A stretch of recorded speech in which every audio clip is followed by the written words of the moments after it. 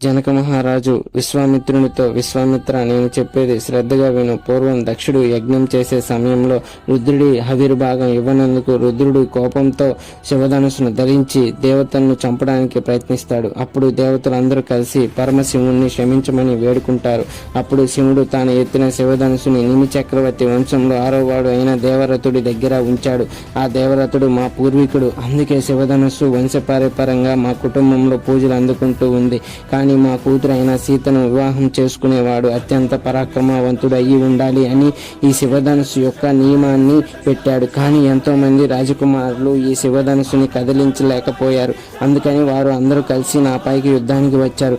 అప్పుడు నేను వారిని ఎదిరించలేక దేవతలకు తపస్సు చేసి దేవతా సైన్యంతో ఆ రాజకుమారులను తరిమి కొట్టాను అని జనక మహారాజు శివధనుస్సు గురించి విశ్వామిత్రుడు మరియు రామలక్ష్మణులతో చెబుతాడు. మీకు ఈ వీడియో నచ్చినట్లయితే జై శివధనుస్సు అని కామెంట్ చేసి ఒక లైక్ చేయండి. మరిన్ని వీడియోల కోసం మా అవర్ టీవీ తెలుగు ఛానల్ను సబ్స్క్రైబ్ చేయండి.